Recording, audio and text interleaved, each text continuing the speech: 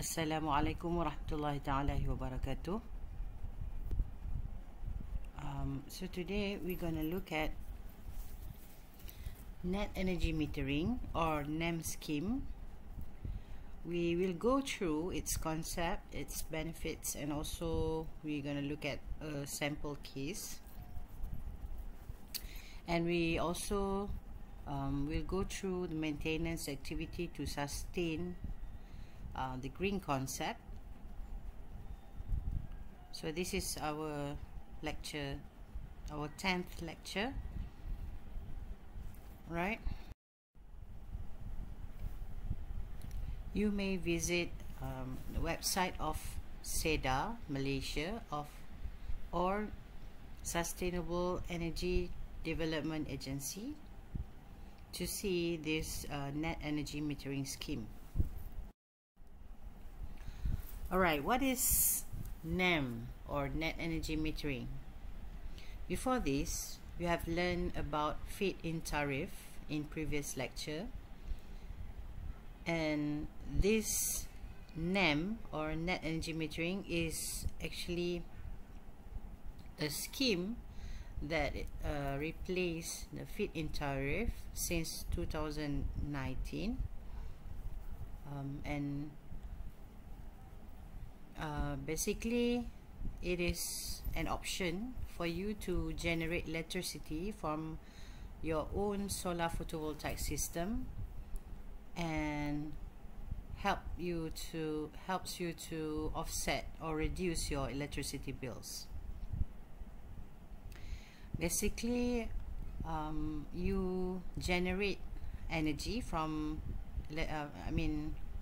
electricity or energy from your own solar photovoltaic system, and you use that generated energy, and the excess of the energy will then be exported to grid, and you are paid by TNB. So TNB will purchase the excess energy, and it will be stated in your electricity bill, and hence reduce your current electricity bill.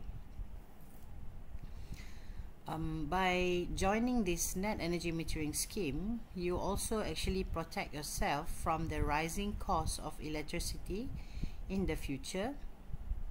For example, you sign an agreement of 21 years.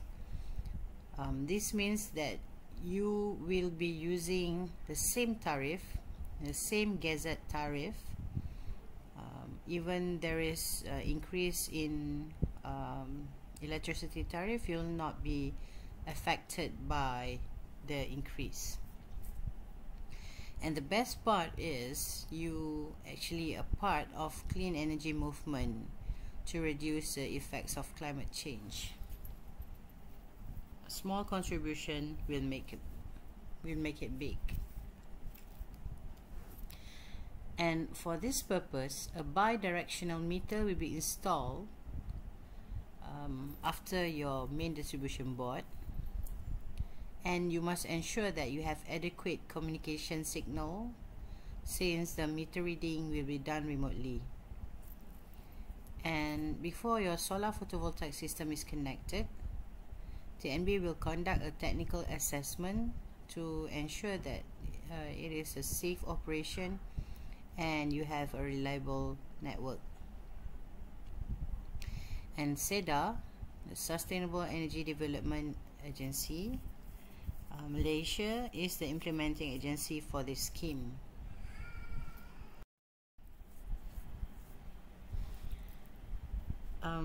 This net energy metering is actually an initiative, one of the initiatives from other initiatives of the government to encourage Malaysia's usage of renewable energy.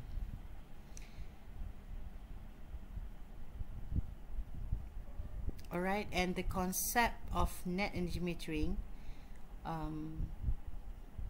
will be using true net energy metering. Alright, and this is to improve Before this, we use net billing, but now we use true net energy metering to improve the return of investment, or ROI, of solar photovoltaic under this scheme. And this net energy metering is effective since 1st January 2019 and replacing the feed-in tariff that you have learned before. As I mentioned before, you'll be generating energy, and you'll be using the energy, the generated energy, for your home, and the excess will be only be exported to grid on one offset basis, which means that if you export 1 kilowatt hour, then that you will be paid by the TNB also for 1 kilowatt hour. Okay, this means that every 1 kilowatt hour exported to the grid will be offset against 1 kilowatt hour consumed from the grid. Right, and the quota allocation for this scheme is 500 megawatt up to last year 2020, and this quota is divided into two categories, which are domestic and also non-domestic category. And the NEM category is also divided into 4 categories, which are residential, commercial, industrial, and agriculture. And this scheme is only applicable to Peninsular Malaysia, and the applicants must be registered as TNB customers. If not, then you cannot apply for this scheme. Right, net energy metering is also executed by Ministry of Energy and Natural Resources, or known as KETSA, and it is regulated by Energy Commission (EC) with Sustainable Energy Development Authority (SEDA) Malaysia as implementing agency. We're going to look at its concept. Right, this is basically the same as I mentioned just now. Any energy that is produced from the installed solar photovoltaic system will be first consumed, and any excess will then be exported to TNB on one offset basis. And this scheme is applicable to all domestic, commercial, industrial, and agricultural sectors, as long as they are customers of TNB.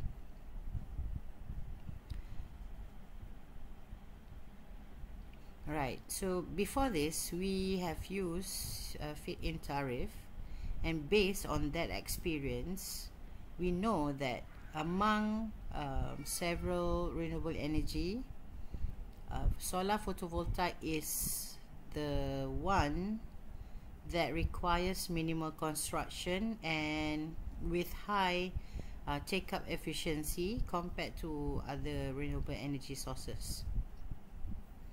Plus, we know that now photovoltaic system, all the components, the cost of the components is now decreased.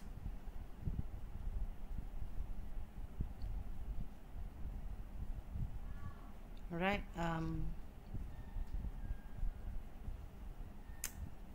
this scheme is a part of the initiative to achieve 20% of national renewable energy target in electricity power mix by enabling more solar PV rooftop applications, and not only on rooftop, there is also on building facades and so on, to reduce fossil fuel usage. Right, and the benefits of net energy metering. Of course, first you generate clean energy and support, be part of the clean energy development, and you will also reduce your electricity bill by exporting the excess energy from your system. And you are also safe from the fluctuation or increase in electricity tariff in the future, because you are protected in the agreement, and you will be using the same gazette tariff that is underlined in the agreement. And this is especially very suitable for customers that always fall under high electricity tariff block. Alright, and the priority of is for self-consumption, of course. However, some premise, especially industrial or manufacturing sectors, may not be operating during the weekends, so they will have excess energy that can be exported to the grid, and this excess energy or this credit can be carried forward for a maximum 24 months if it is not used. But after this 24 months, the excess energy will be forfeited. Alright, what about a maximum capacity that can be installed? Right, for domestic and residential consumers, for single phase system, the maximum capacity is 12 kilowatt AC, or for three phase system it is 72 kilowatt AC. Right, licensing requirements. For system installation above 24 kilowatt, you will need license. That one is for single phase, but for three phase above 72 kilowatt, you will be also needing licensing requirements.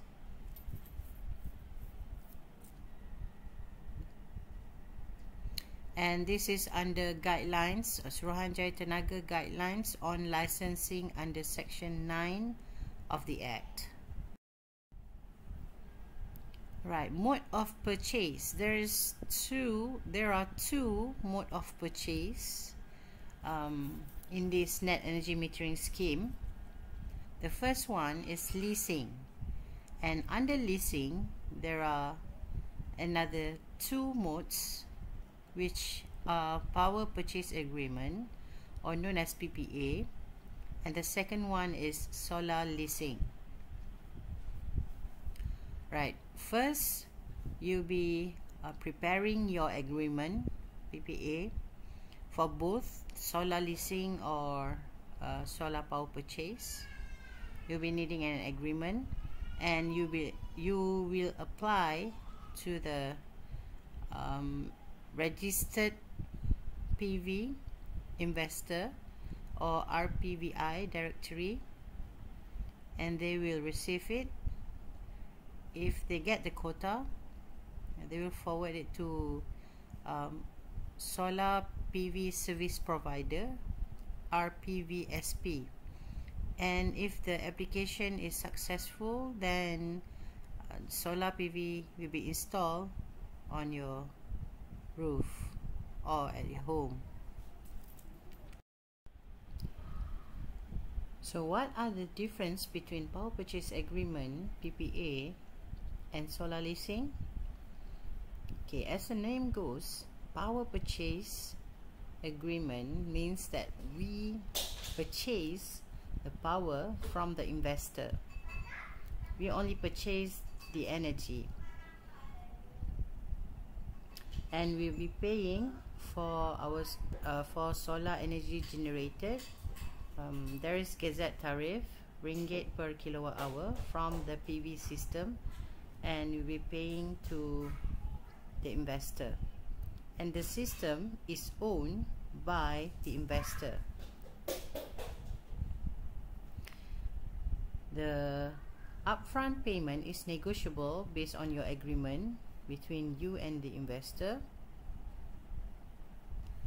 and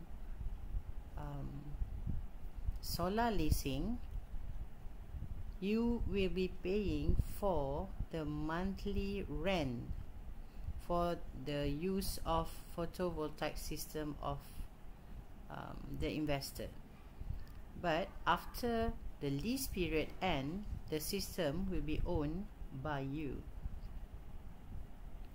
For both mode of purchase, the installation will be done by the investor's EPC contractors, and you don't have to worry about maintenance and performance because it will be under the investor.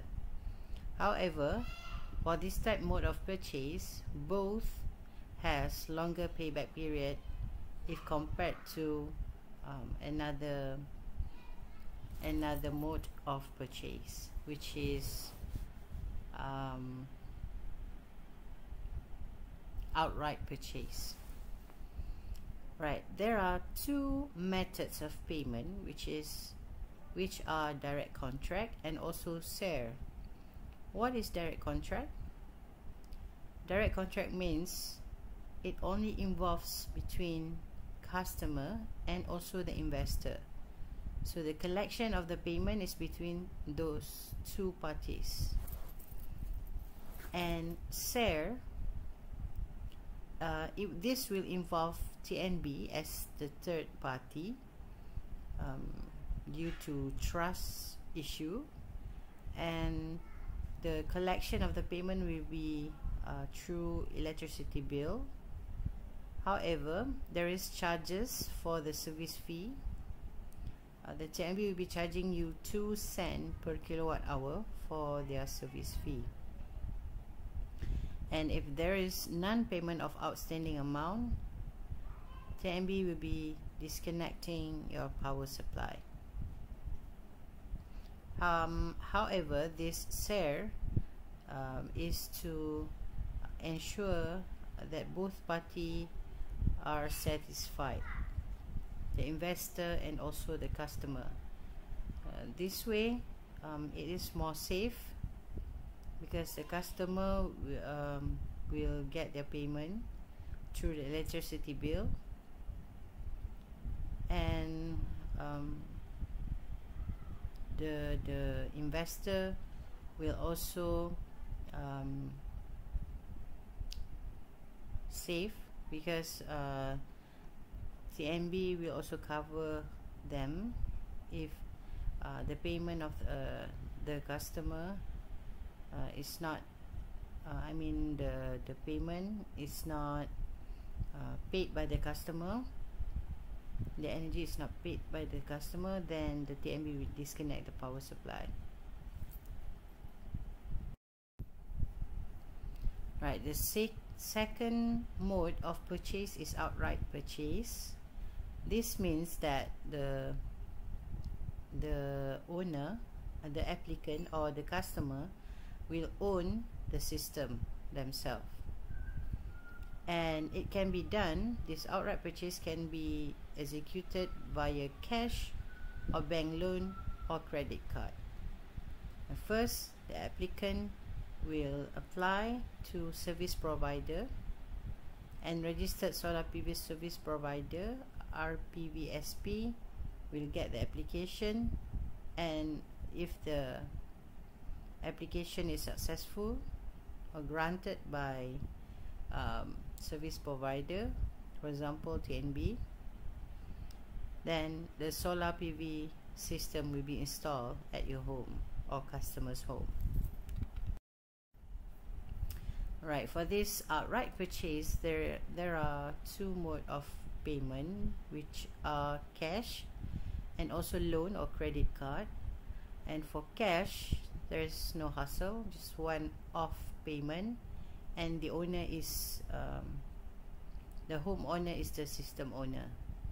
And for loan and credit card, there is interest rate of the loan that will be adding that will be added to the system costs, and the period of payment of course can be varied according to the number of months that you have chosen to pay the loan. And there is fixed monthly payment, and upfront cost depends on the system cost, and as this is also fall under outright purchase, so the system owner is also the home owner is also the system owner. And as you are the owner, so the maintenance and the performance has to be done by yourself, and it is according to the components guarantee from the manufacturer. Right, so how to apply for net energy metering scheme? First, you have to find your registered contractor or service provider known as RC or SP. Then your registered contractor or service provider will apply for technical assessment with TNB if it is needed. Then they will get the approval or quota from SEDA, and if it is a success, you get the quota, then your registered contractor and also or service provider will install the solar photovoltaic system. They will also submit meter application to TNB, and after that you'll be signing your net energy metering contract with TNB. Let's look at simple case.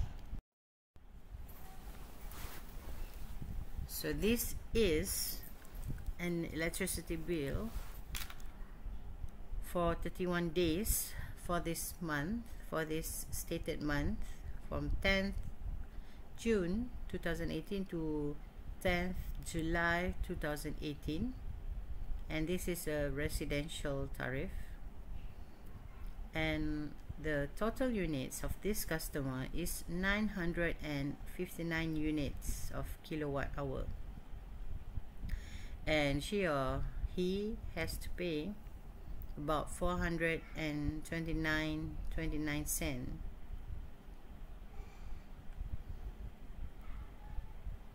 Okay, and this is before the application of ICPT and also before the application of KWTBB. So the thing is, this customer already reached the highest tariff block, because as we know that in TNB tariff, for the first 200 units there is certain tariff, and for this case is 21.8 cent. The next 100 is 33 cent. The next another 300 units is 51 cent, and this customer already reached the highest tariff block, which is 57.1 cent for his or her last 59 units. And what happened if we apply net energy metering? Right, for the same month, for 31 days, this customer only use 504 kilowatt hour units from the grid, from TNB grid, and just now he or she used 900 something units. That means the difference between the 900 plus minus 504, then you will get 400 something. This 400 something units is actually he or she used the generated energy from the installed solar photovoltaic system, and there is excess of 39 kilowatt hour units that is exported to the grid, and TNB paid her or the TNB paid her to 20 ringgit and 12 cent. So this amount will be deducted from her original electricity bill.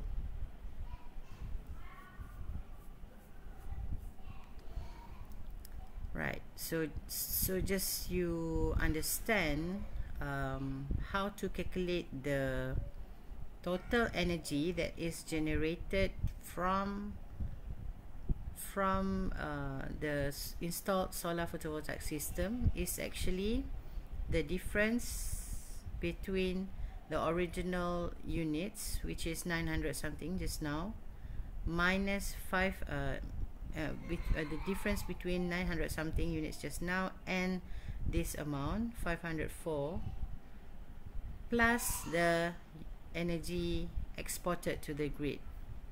So this is 900 something minus 504 is actually the used unit, the used energy from the installed solar photovoltaic system. So the amount that is used from the solar photovoltaic system plus the exported energy to the grid will be equals to the total energy that is generated from the solar photovoltaic system. So in this case, 900 something minus 504 is equals to 400 something plus 39 units will equals to I know, so you have to add up. Then this amount is actually the total units that is generated from the installed solar photovoltaic system. Right, so this is the connection to the distribution licensee network. So in this case, distribution licensee is TNB, and it has to be done through indirect connection. So from your solar photovoltaic module, it will be connected to inverter to convert a DC from the solar photovoltaic system to AC, and will go to photovoltaic meter before your main distribution board. And after main distribution board, a NEM meter will be installed to calculate or to read the import and also export units from the grid. So import from the grid or export to the grid, and your electricity bill will be based on the import and export units.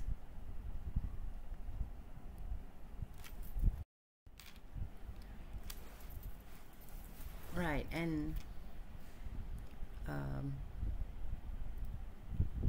the net charge amount in the electricity bill, if you have implemented the net energy metering scheme, is energy imported from TNB grid times the gazette tariff minus the energy exported from your system to the grid times the gazette tariff, and this gazette tariff is stated in your agreement. And of course, this energy, the imported energy, is still subjected to SST, KWTBB, ICPT.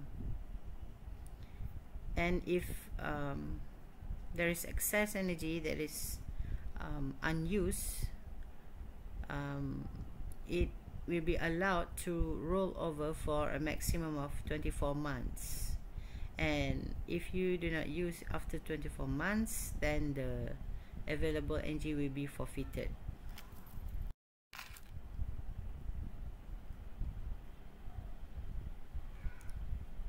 Okay, and for each billing period, TNB shall show the quantum electricity exported by your solar PV system and quantum of electricity supplied by TNB to you, and the net bill electricity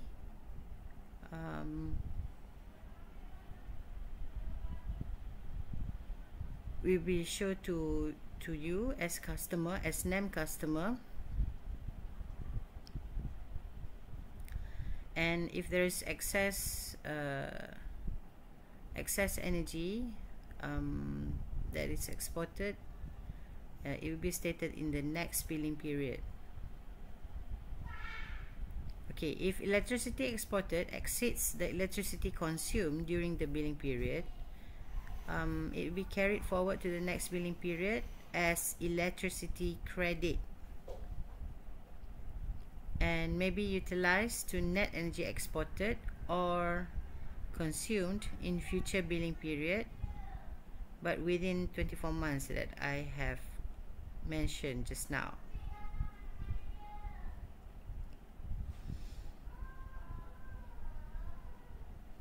Okay, if the electricity supplied by TNB during this billing period exceeds the electricity exported by the net energy metering consumer or you, the TNB shall raise an invoice for the net electricity consumption after taking into account any electricity credit balance from previous previous month, but still in these 24 months. And you as a NEM customer, you still can apply for FIT scheme. So if you get the quota for NEM, so the application is successful, then you can actually convert it to fit in tariff scheme.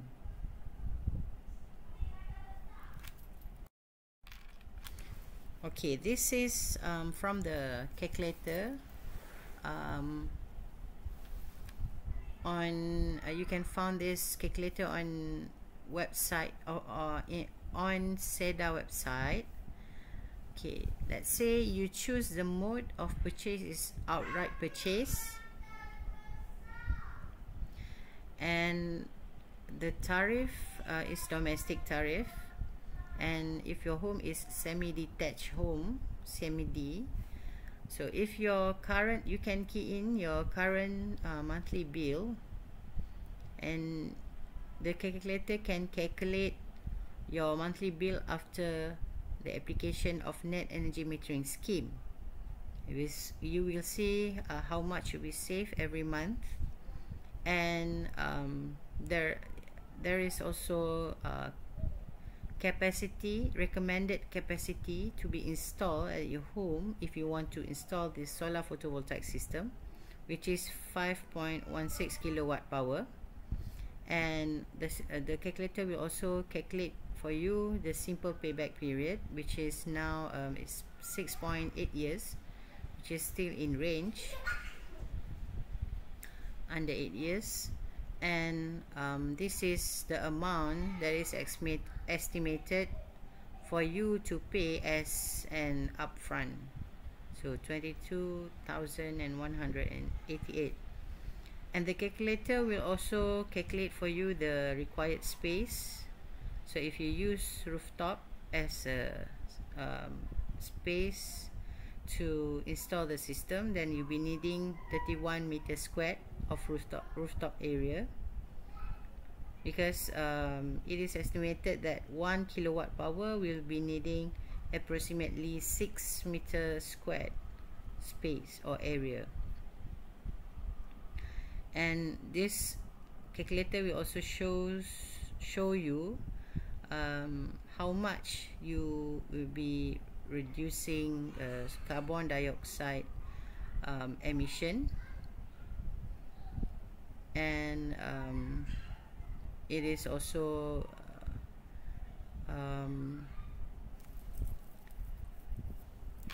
mentioned in mentioned as how much petrol that you'll be saving, equivalent to how much petrol that you'll be saving if you travel by car, and also equivalent to this calculator will also show you how many trees that you have saved or you'll be needing to absorb this carbon dioxide.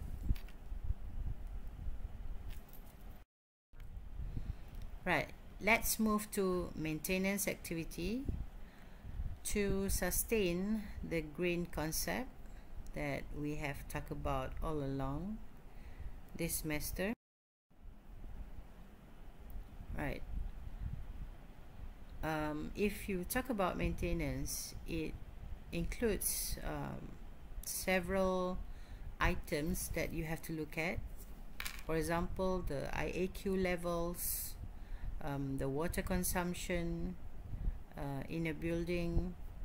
So you have to monitor the water levels and determine if the recycling and reuse of materials meet expectations. So the thing is air and water, right? And this monitoring can be done automatically, for example by using BMS, building management system. So you have to monitor the system efficiency, the energy efficiency of the building, and the outdoor irrigation systems. And for example, for cooling tower, you have to see whether the inlet air louvers is still functioning, is still in good condition. If there is excessive airborne contamination in the cooling tower, if there is clogging of water distribution nozzle, and other mechanical problems.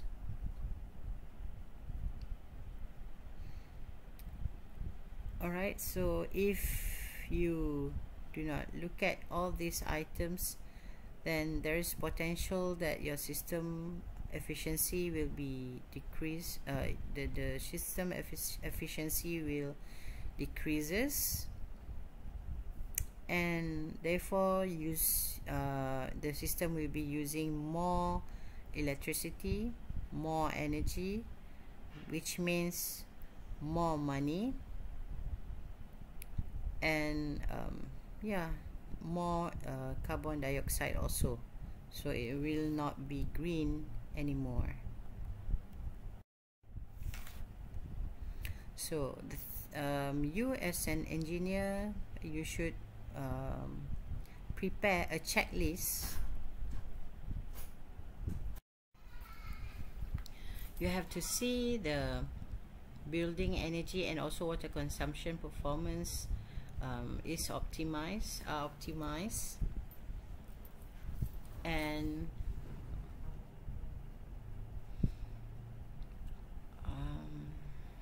you can plot a graph, the actual vs versus the estimated energy and water performance over time, so you can see the difference. Is there still in range, or it is off chart? So you have to do something if the value is not within the range, right? You have to see also the lighting system and control for a building. How is your motor performing? What about your chiller efficiency? The cooling load, does the system meet the cooling load, or it is too cool, or it is too hot? You have to monitor also the air and water economizer, and also the heat recovery cycles, and check the static pressure and ventilation air volumes. We have to look at the boiler efficiencies and building specific process energy efficiency system and equipments, and also the indoor water risers and outdoor irrigation system. So everything has to be checked and maintained so that everything will operate at its optimum performance. So you'll be saving more if compared to the system that is already broken or decrease in efficiency due to unmaintained system.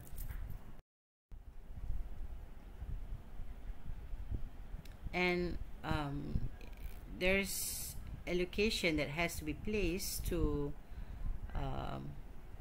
ensure that every activity is still running, the activity of the monitoring, I mean. So you have to also check to hazardous pollutants. This is especially for IAQ, indoor air quality. And for the cleaning purposes, you please use environmentally safe cleaning materials. There is a lot of products right now, I think, that is safer than before, and you have to educate also the your workers under you, how to operate the system and how to maintain the system properly. And you have to also facilitate the reduction of waste generated by the building occupants.